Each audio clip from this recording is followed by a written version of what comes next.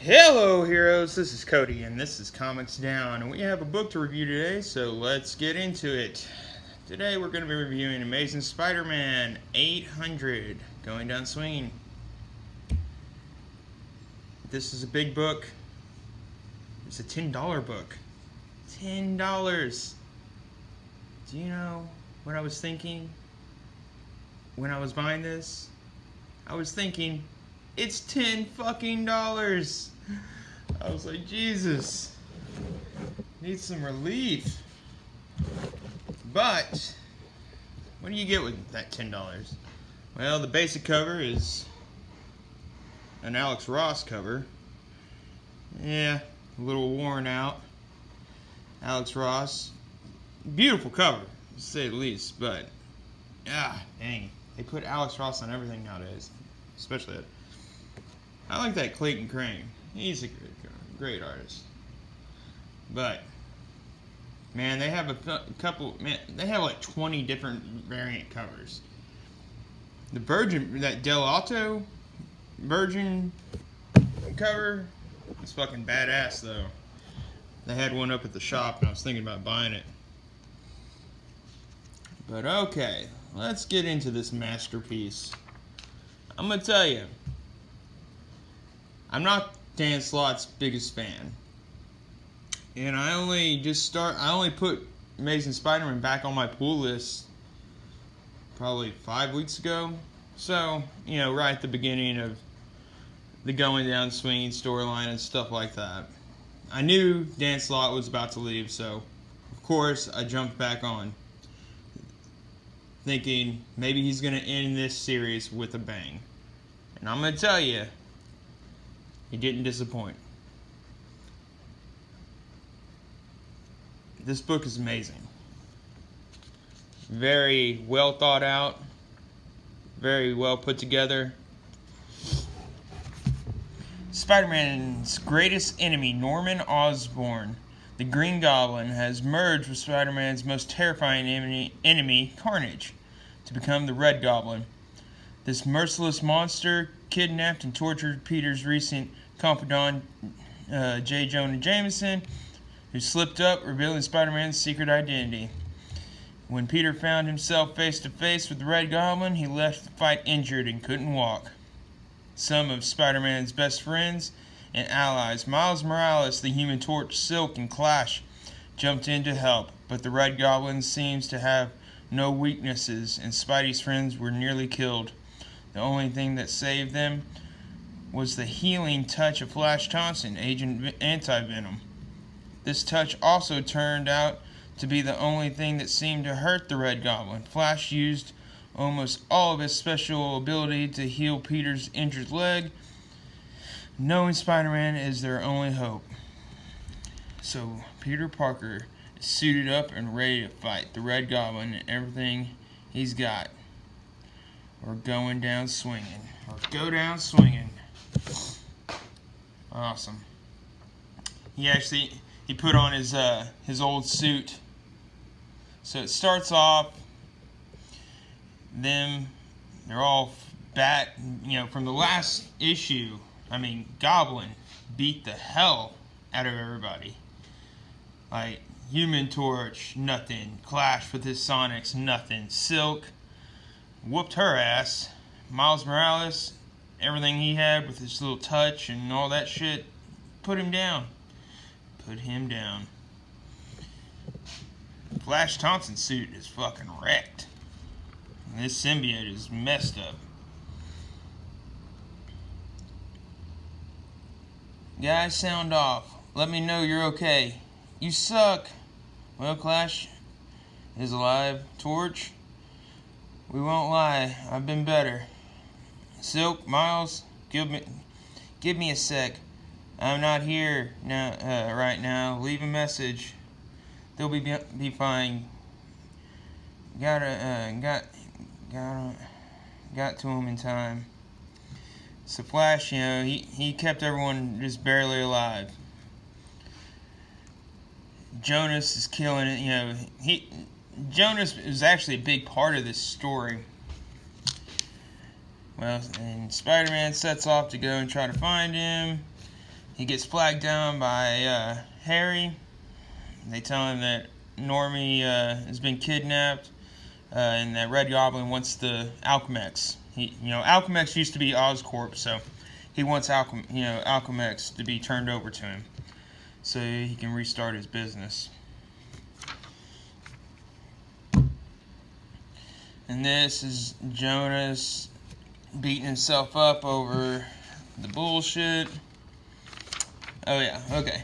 Every move I make just makes everything worse. Pulling this old thing out of the safe won't make a blasted bit of difference. A good guy with a gun ain't stopping a goblin. You gotta fight fire with... Of course! That's it! The other alien goo guy. Venom, Brock! Yeah. Sick another symbiote after Osborn? That'd do the trick. But how would I even get a hold of a newspaper photograph with spider powers? Nah, can't be that simple. For years, Parker tricked me into buying all of his Spider-Man selfies. And Brock always was a poor man's Peter Parker. He wouldn't be stupid enough to be running the same scam, would he? Calls Brock up. Brock's not really amused, but, Jonah plies him, says, hey, I won't, out you if you just do this.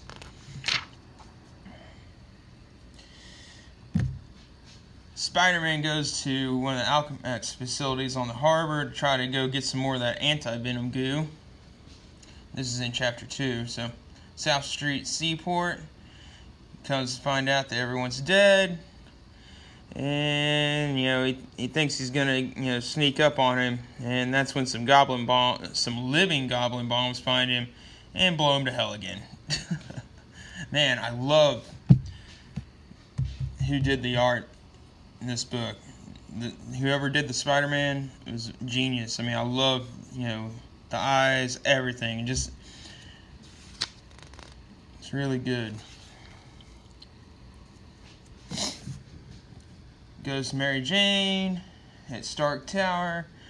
Of course, Venom busts through the window, and she thinks Venom's there to kill her, because, when Venom first appeared, he tried to kill Mary Jane, and so she sets off Sonics and Flames to try to disrupt him. And go figure, fucking Red Goblin falls in right behind him. He's like, thanks, buddy, for taking all that.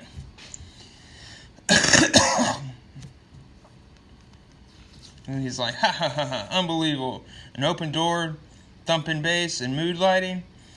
Like they were throwing a party. Sent me a personal invite. Fire and sound, snotty work girl. Clearly someone did not get the memo, but those don't work on me. Only works on the competition. Gee, we aren't the competition, Goblin. We are her protector. And this is a pretty badass fight between, Brock and Red Goblin.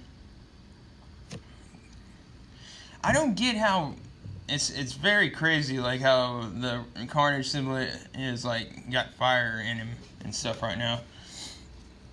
Because I mean, not even Goblin was like spitting fire and shit. I don't know, it's very odd. Very odd attribute, but I mean, got these badass looking panels with Venom in it. Like I said, man, oh god. So it goes to Aunt May's apartment, and Normie shows up there, alright? And she, of course, invites this little kid in. She's babysitted for him before. She thinks he's just a, normal little child. And he, starts to change behind her, and he's about to pounce on her. And guess who comes in to save her? Fucking Doc Ock himself, the superior octopus. It's got his octopus tentacles back again, and But hell, that little Carnage thing is really whooping him.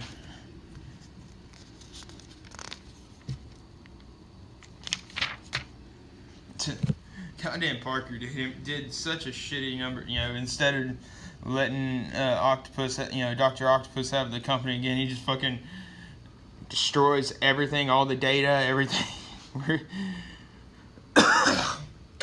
Basically destroying his company. Well, Dr. Octopus's company.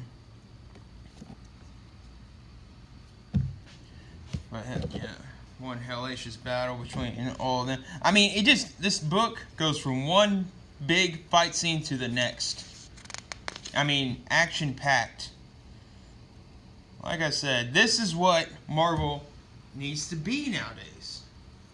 They need more books like this. Just straight adrenaline.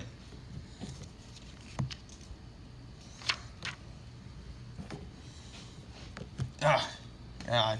Him biting down and just... I mean, the whole book, Red Goblin just is whooping him, basically.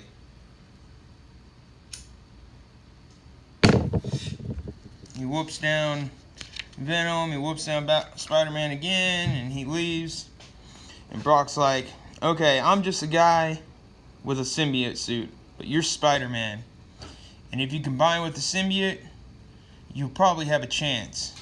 You know, and Spider-Man hates that idea. He hated being Venom when he wasn't Venom. I mean, he was just, Black Spider-Man or whatnot. But, he hated when he was that, they were combined. But he goes along with it. Mary Jane's like, just try. Bam! Right there. That right there was worth the $10. That panel right there. Black Suit Spider-Man's back. He's not taking no shit. Goes back to the hospital, and Agent Venom, Flash Thompson's trying to get keep everyone alive. Like a good soldier. The reason they're all jacked up is like freaking Carnage shot all these freaking projectile pieces of him, and apparently they're still in solid form, and they've stabbed into everybody.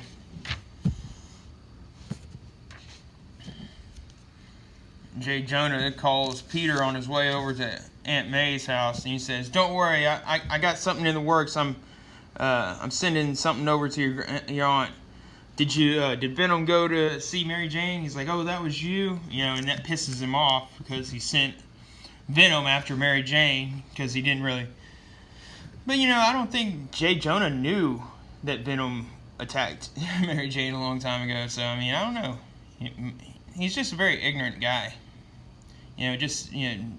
Very, I don't know,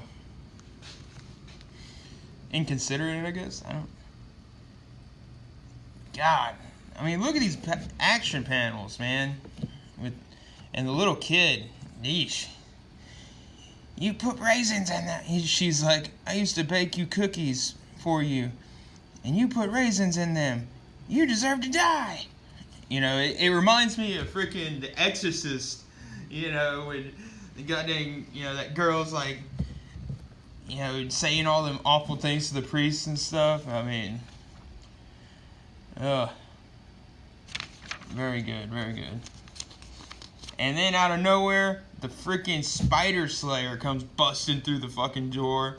Classic Spider Slayer with fucking the J. Jonah head on top of it. He's got a freaking TV on every side of it, so they can. It's very crazy. And it doesn't last long. It gets 2 punches in, and then Normie Carnage fucking rips its heart out or whatnot, the power source out of it. And then Red Goblin shows up, and he's, of course threatening Aunt May and stuff. And right as Parker gets there, he's leaving, and he's like, "Oh yeah, you should go and check out what's inside. You know, just constantly trying to, you know, make him, like, destroy him mentally. I mean, he doesn't want to just destroy him physically. He wants to destroy him mentally.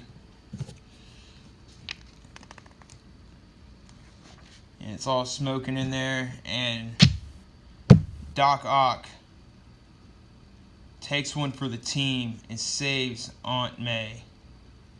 Ah, man, look at that. Look at that panel right there. I like this iteration. They kind of did. It's kind of a mix. I don't know. It's like they've taken the Ultimate Spider-Man black suit, the classic black suit, and then, you know, if you guys remember the freaking Spider-Girl's Venom suit, kind of had the large legs on it also. But, I don't know, this suit is very badass. If they had a cover of that, I would totally get it.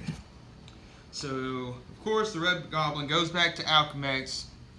He wants the company, and, you know, he shows up to get all the paperwork and stuff, or whatnot, basically. They show up, they change into the, you know... I do like that the symbiote suits can, like, give you clothes and stuff like that. Like, basically, it camouflages into clothes and stuff. That's crazy. But, like, it shows them in, like, really nice looking suits. It looks like Rain Man and I don't know. And there's some banter here, and she's like, there is no physical way I can give you this company in one day, within hours. I mean, here's all the paperwork, take a look for yourself. But we'll work it out. And he's like, no. I know one clause. And basically there was a clause that if all of Normie's parents died, he would get the company, and that's why he went and kidnapped Normie and, you know, infected him with the Carnage so he'd be on his side and start brainwashing him and whatnot. And, you know, he tries to start to kill him and stuff, and out of nowhere he comes flying in on a glider, of course, Harry, and he's come busting in with a bunch of robots also, and he sticks them all on his dad. And, you know, the sadistic thing, you know, he's fighting the robots, and he's like, I hate robots. They don't even have, you know, squishy parts and stuff like that. Like I said, it's just one fight scene to the next. And he throws what's-her-name out the window, and she gets saved by Spider-Man. And then Normie freaks out because he tried to kill his mom, and so of course Red Goblin's like, well, I'm gonna give you the axe.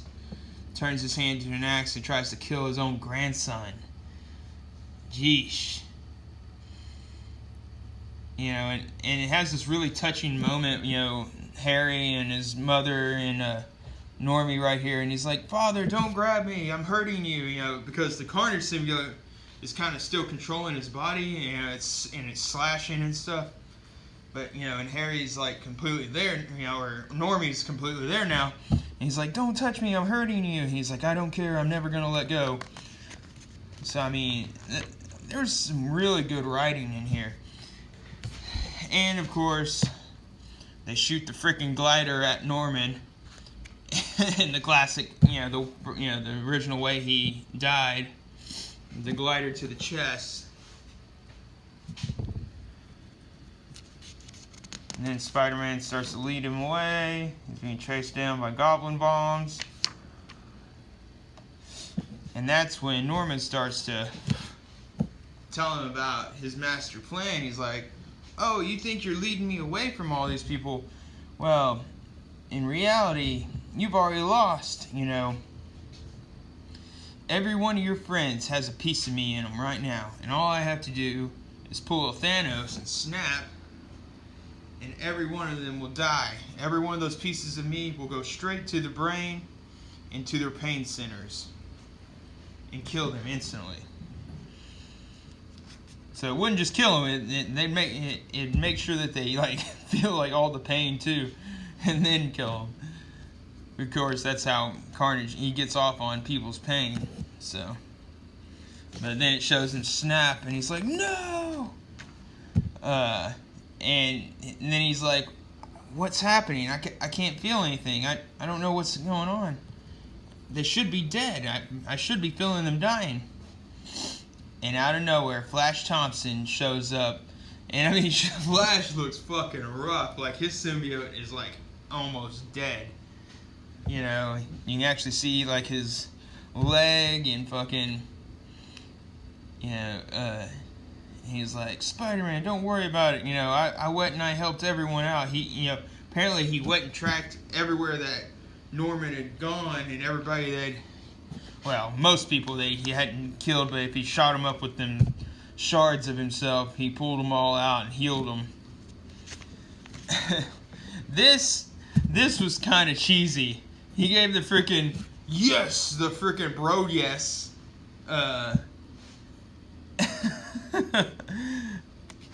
Panel here. "All right, Corporal Eugene for the win." Oh, yeah. You know, and it's like, okay, that's a bit cheesy, bro. And then Red Goblin's glider attacks Spider-Man, and of course the Red Goblin goes to try to kill Anti-Venom. He's like, "You ruined my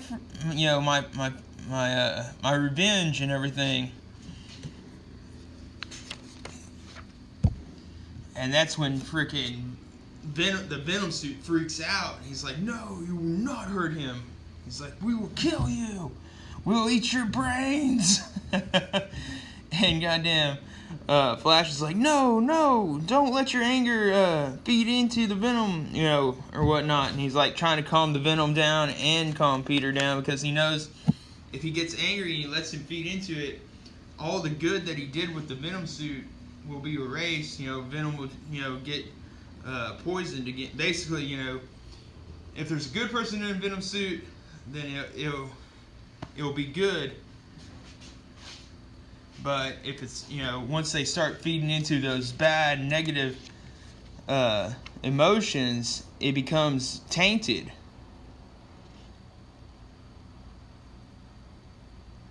But god dang. I don't know, these panels are just freaking amazing. The art in this was extremely good. God, this was such a big, you know, and this was a long book. Like I said, $10 was worth it. And we're going to speed it up a little bit. So basically, Parker knocks him into Times Square. Great, right? So, of course, Osborn starts killing everybody. Starts dropping his Carnage pumpkin bombs and blowing up everything. And people are freaking dying and shit.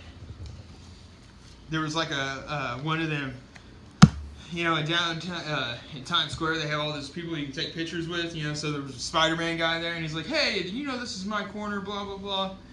And freaking Norman, like, punches his hand straight through him, and he says, "Yeah, I'm the guy who kills Spider-Man, see?" And he starts laughing.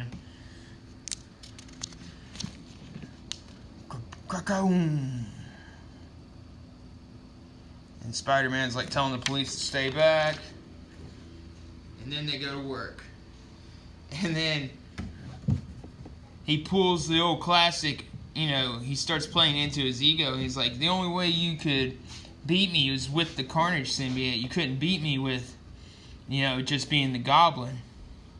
How about we take these suits, you know, take these symbiotes off and go mano a mano? You know, everyone's always going to laugh at you, you know, and you see Cletus's face inside the eye here. And he's like, "Yeah, I'm the one who's going to kill Spider-Man." You know, he's like, "I finally won. Carnage won, yeah." You know, and Goblin's like, "Oh, hell no. I can't have that." So he rips off his Carnage symbiote, throws it up to the ground. You know, and Spider-Man's like, tells Venom, he's like, it's okay, get away from here. You know, make sure you hide good.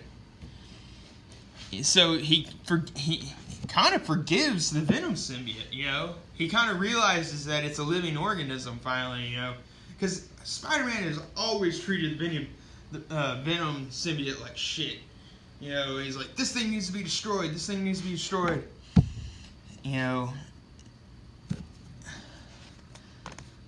even when it, you know, and knowing that it had a connection with Brock and, you know, Flash and stuff.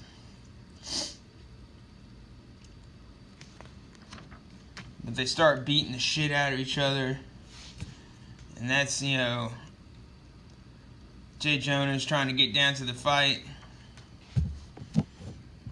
You know, and he's like, Goblin was telling him why he was weak, you know, for caring for others, and you know, he's like, my friends, my family, they're with me in everything I do.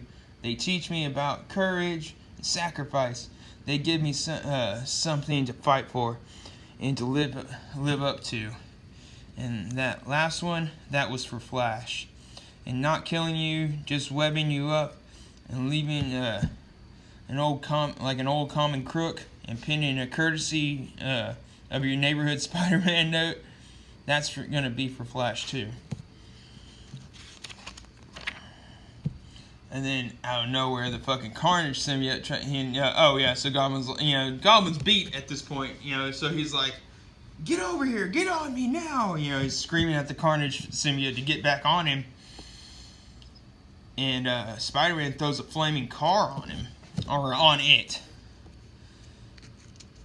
And by crushing, you know, because they have psychic connection, by crushing it with that flaming car, you're like, I guess, fucks Osborn's brain up somehow. And then freaking J. Jonah shows up, and he's gonna put him down, you know, shoot him just right in the head, and you know, he's like, this has got to stop. He's just gonna come back, Spider-Man. He's just gonna come back. And goddamn, if Spider-Man ain't a fucking idiot and jump in the way of the freaking bullet. And then, you know, Spider-Man's like, oh, great responsibility. Great power comes great responsibility. And of course, Jonah drops the gun and runs off. Like a total cuck. It's like, alright, you shot a vigilante. Go ahead. I mean, he's down. Might as well go ahead and just put the bad guy down, too. You've already shot one person, right? Yeesh.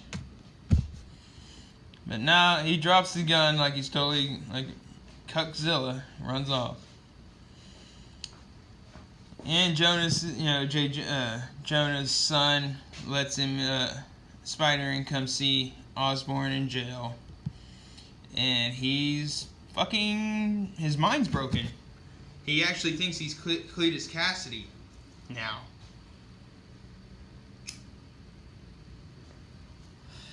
And he's like, well, if that's, you know, an act, then you get a reward, Osborn. You know, get an Academy Award or whatnot. And then it shows him taking the Carnage symbiote off of Normie. But in his eye, you can still see that there's some Carnage symbiote inside of him. So, that's probably going to come up later on down the road.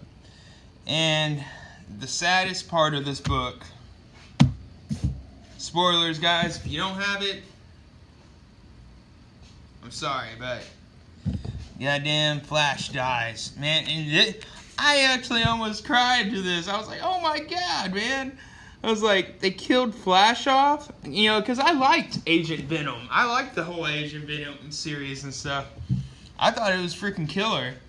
You know, it gave Venom a whole new depth, you know, him being a hero. And, you know, I mean, he always was kind of a hero. He's an anti-hero, you know, the lethal protector. But, you know, him going in space, you know, and being a covert ops soldier and stuff, it was really good. But damn, they freaking killed off Flash.